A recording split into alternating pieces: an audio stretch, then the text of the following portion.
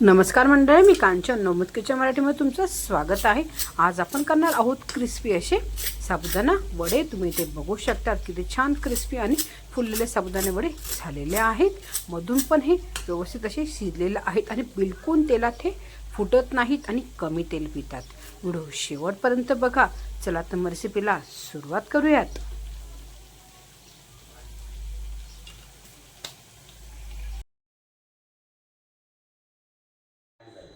इथे घेतलेला आहे साबुदाणा, जो मी 4 ते 5 तास पाण्यामध्ये व्यवस्थित भिजवून घेतला होता। आधी साबुदाणा पाण्यामध्ये स्वच्छ धुवून घ्यायचा आहे 2-3 पाण्याने आणि थोडं एक्स्ट्रा पाणी टाकून मी हा भिजवून घेतला आहे। सॉफ्ट असे साबुदाणा आपला इथे रेडी आहे। त्यामध्ये टाकणार आहे उकडलेला बटाटा, जो मी आधीच उकडून आणि स्मॅश करून ठेवलेला आहे। तर साधारणतः इथे मी मोठे 3 बटाटे वापरलेले आहेत।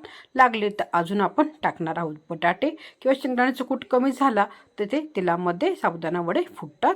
तिथे टाकलेला आहे हिरवी मिरचीचा ठेचा, नॉर्मल हिरवी मिरची मिक्सरला ग्राइंड करून घेतलेले आहे।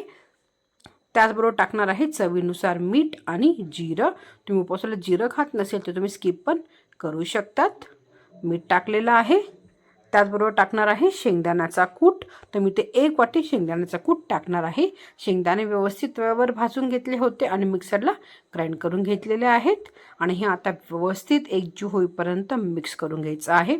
थोडंसं पाण्याचा हात घेणार आहे।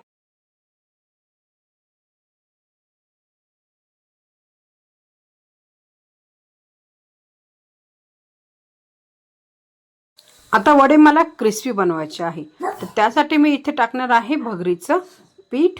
नॉर्मल भगर घेतली होती, तव्यावर थोडीशी भाजून घेतलेली आहे आणि मिक्सरला ग्राइंड करून घेतलेले आहे।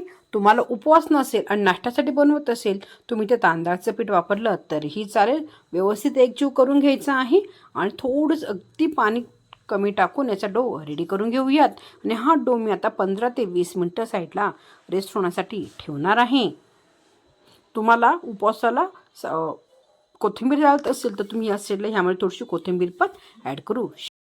इथे आपला परफेक्ट असा साबुदाणा वड्यांसाठी डो रेडी झालेला आहे। 10 ते 15 मिनिटं मी हा साईडला ठेवलेला होता। इथे आपला डो जास्त घट्ट किंवा पातळ पण नको आहे। अशाच प्रकारे डो रेडी करायचा आहे। तुम्ही बघू शकता परफेक्ट असे याचे वडे रेडी होत आहेत। तर अशाच प्रकारे सगळे वडे मी आता करून घेते आणि साईडला ताटात ठेवणार आहे। नंतर हे आपण डीप फ्राय करणार आहोत।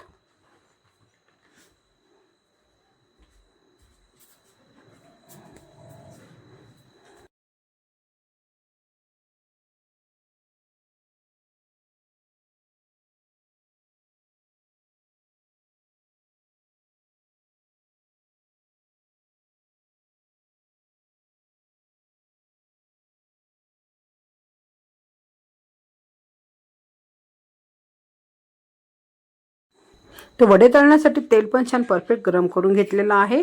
गॅसची फ्लेम स्लोच ठेवायची आहे आणि स्लो फ्लेमवर हे वडे आपण फ्राय करून घेणार आहोत। वडे तेलात सोडले तर लगेच हे पलटायची घाई करायची नाही आहे। 2 ते 3 मिनिटं छान एका साईडने ते फ्राय करून घ्यायचे आहे, नंतर ते पलटून घ्यायचे आहेत।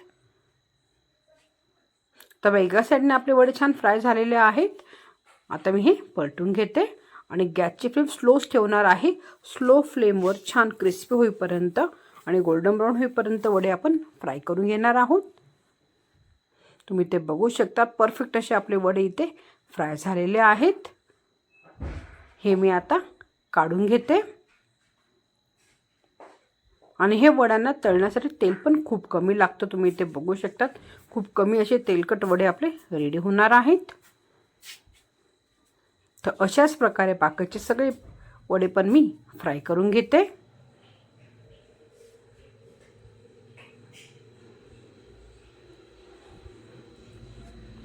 चला तर मंडळी, इथे आपले उपवासाचे क्रिस्पी असे साबुदाणा वडे खाण्यासाठी रेडी झालेले आहेत। न तेलात फुटता परफेक्ट असे रेडी होतात। रेसिपी घरी जरूर ट्राय करा। व्हिडिओ कोणतेही करणार आहोत तर लाईक आणि शेअर जरूर करा आणि माझ्या चॅनलला सबस्क्राईब करायला विसरू नका। नवमत किचन मराठी बघितल्याबद्दल धन्यवाद।